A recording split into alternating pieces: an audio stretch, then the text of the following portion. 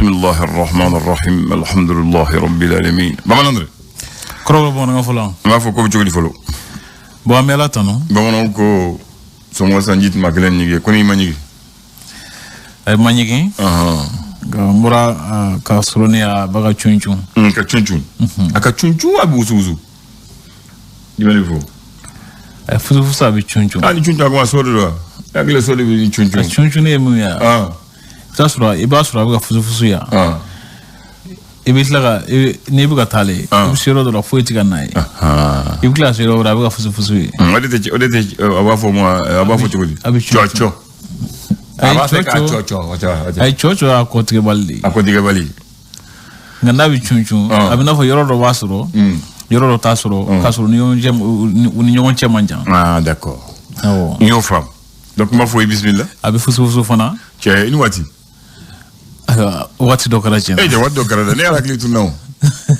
kabe interendo tene wala dugulire ko chuma garo kono duguli nge aba agri duguli mamula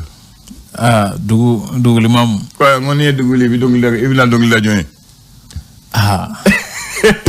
ko duguli mam ne duguli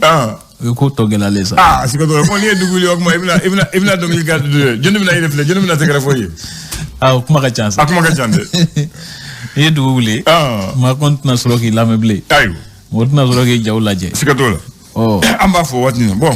je nyebo chokola oje ba fo bismillah o jaranye ba fo nyebo chokola do be nyela do tay do nan do be ko chuma mi ke watu ngurun kono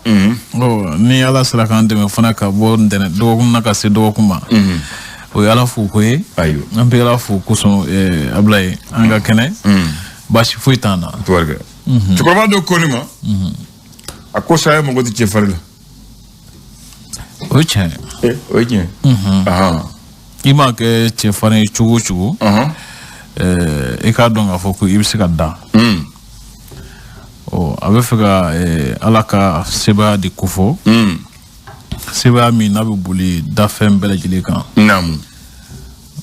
misali chama rebe no chefane chama be no munu yi kabako boke ga ube suma ele manable ni alaka sete tsekede asekeke ubedi Allahu akbar ni ali bongo falaje Umar bongo ni ba ali fatu watimna je ko ne se chama ko baade zekatola ubedi ayo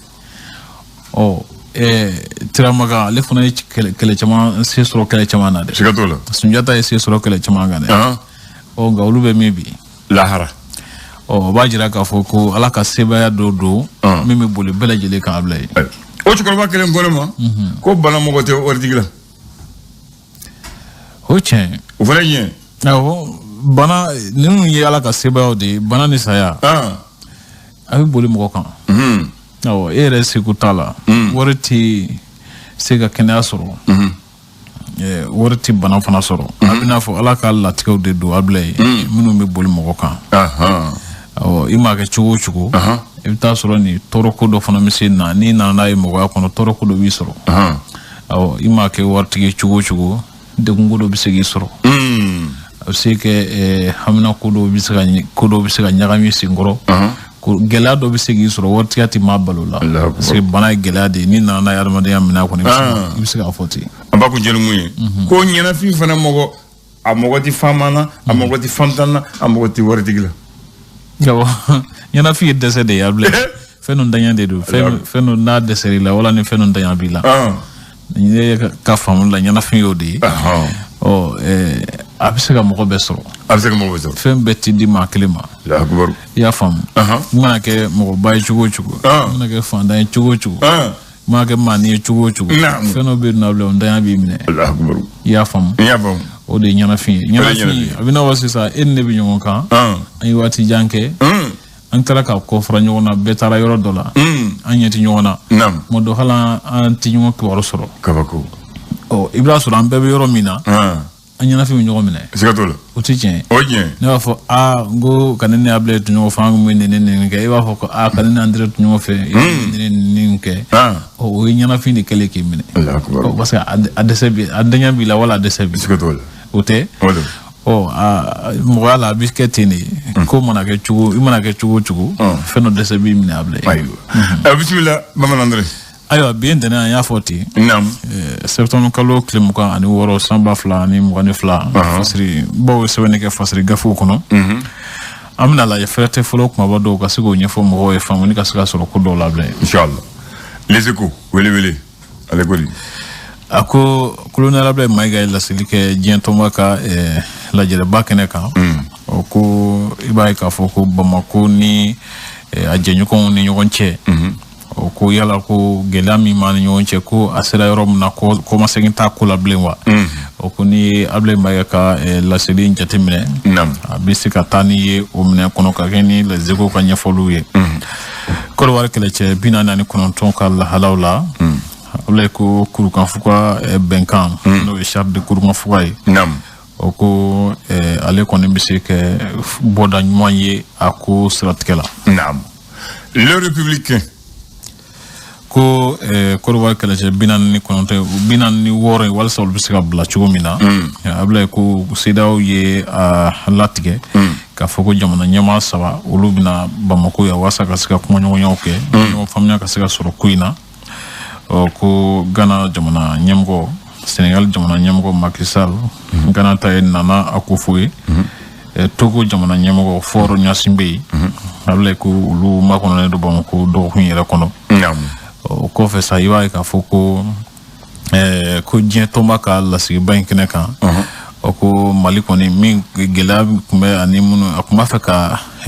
chikan krengene min la si doma ko kon la sera krengene na Antonio Guterres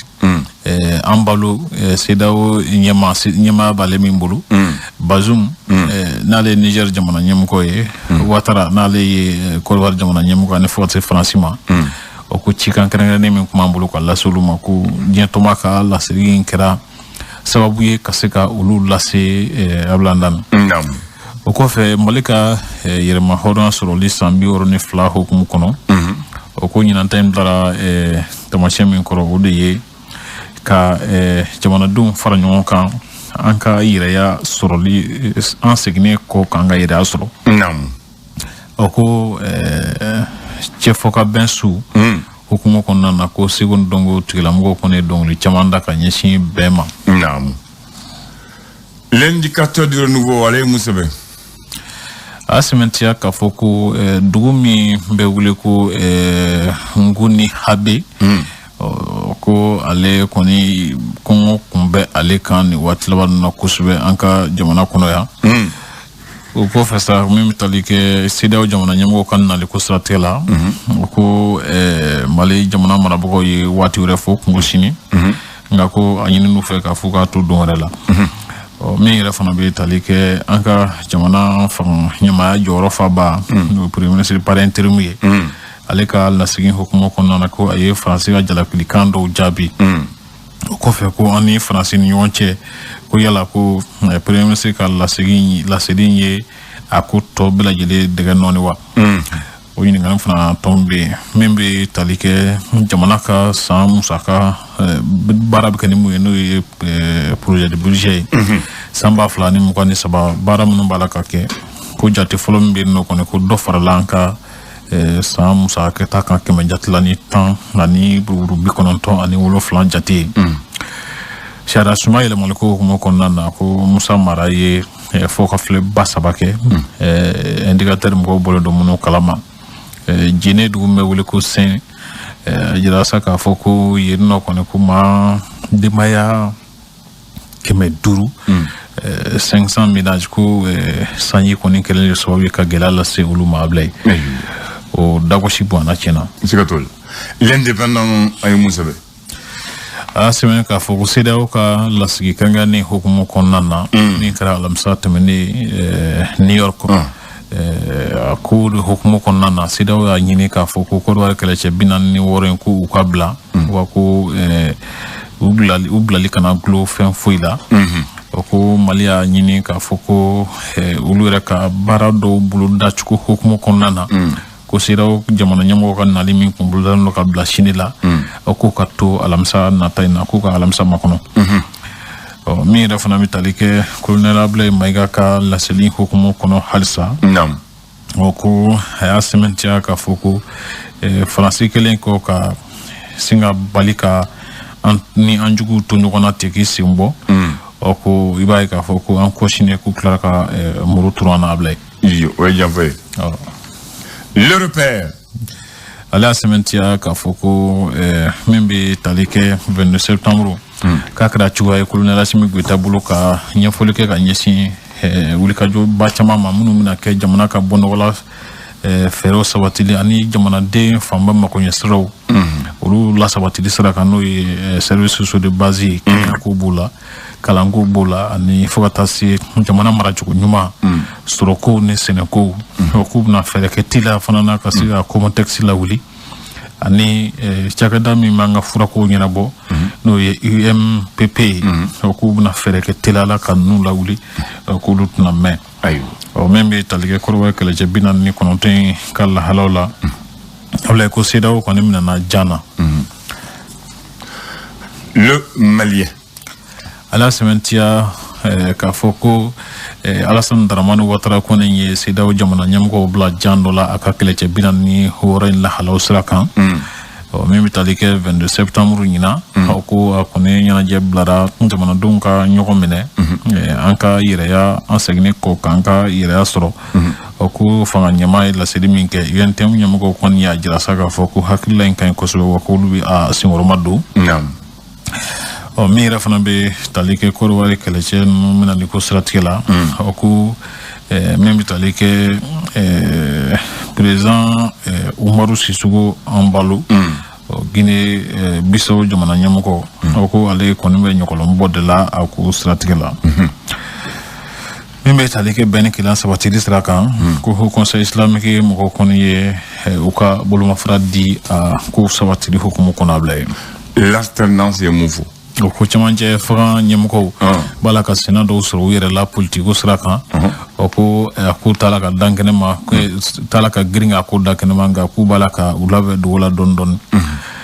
min yɛrɛ fana bɛ tali kɛ Kɔrɔwari kɛlɛcɛ 46 in lahalaw la halisa i b'a ye k'a fɔ ko CEDEAO bɛna se ka mun de kɛ k'a sɔrɔ sisan k'a sɔrɔ ni an yɛrɛ ni Kɔrɔwari dalen tɛ ɲɔgɔn na de o ɲininkali tɔ min bɛ yen ni fana sɔrɔ ko sira kan a sɛmɛntiyalen don k'a fɔ ko jamana yɛrɛ de b'a la ka kɛnyɛrɛye cakɛdaw ni sɔrɔ busonbaw ka i fanga di olu kan ni olu tɔ curu bɔgɔ kɔnɔ Ablaye. Le Challenger ka bɔ ko kɛrɛnkɛrɛnnen don ka ɲɛsin 22 septembre ma. Ni ja caman ye dɛ. Ja caman don. Kunkolo caman. Ko a fugulantigi n'a fugulantan a n'a musoritigiw. Awɔ. O tɛ wa. O don. Ko minnu y'u seko kɛ 22 septembre kɛra tɔnɔ minnu sɔrɔla 22 septembre la minnu y'u seko kɛ walasa olu ka se ka banba olu kana taa fiyewu ko o mɔgɔw de bi yan n t'a bɛɛ dɔn sa nka Colonel Assimi Goïta ja b'a la o ye ɲɛmaa ye an ka protection civile ministre ale fana ja bɛ yan sécurité intérieure Mamudi an hakili ɲɛ bɛ i cousin fana na Andogoli Gindo ani kalanko ministre fana Dede Ousmane Touré n y'ale fana ja dɔ a la Seydou Mamadou Kulubali bɛnkan ɲɛ b'ale fana ja la ani ayiwa ja tɔw t'o dɔn ja ninnu an tɛ nin bɛɛ dɔn nka jaw ka ca jaw ka ca kɔni hakili nin ye douane directeur général fana ja ye polisiw fana ka ɲɛmɔgɔ dɔ fana ja b'a ko la o ye ja dan ye tubarikala mɔgɔ wɛrɛw fana b'a la ɲɛ bɛ dɔ la drapeau b'o kan na o n'a kɛ maire ye wala ala député ale fana ja b'a ko siratigɛ la mɔgɔ ye minnu y'u seko kɛ faso ko la ka ken challenger ka donc ni boli ayo o kama ka jado fana bla no ko munu ye sorno do nyam caga da nyam wa suba ke fro no médiateur de la république nam mo woro mun nyam wa ke sam kwani sabakono ulu fono bien ñebe janko sizugo maître Damba Mbam Jara bala Fatmata Jakite ani muso mbala sa muso saba baba ki ba Haidara ani muso kale voilà ne akli bula muso saba ni che saba ne akli bula voilà muso le bala sa watina muso le bala sa ok ouais mbam ma fatu salawan kasa sefe mbam fatura ka letu nyam ko ina maître Damba fatura baba ki mbe finye c'est que la fiena voilà jango fatura ngalema fatu ka toala ay de kra premier ministre re folo ka kla ka bola ka ta se la fin bola sikatola ko fe ale fona fatura ay ako bo chola blay so wonde na kuna fon tele kuma bodo ni jani ndi ngale de bon 6 ans mina kuma calendrier foyer ma chama bala ministre chama bala voilà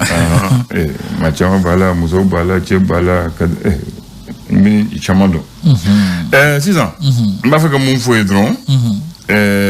anga malila dine fla de be ani tableau were ambo futa dine fla ani ta woro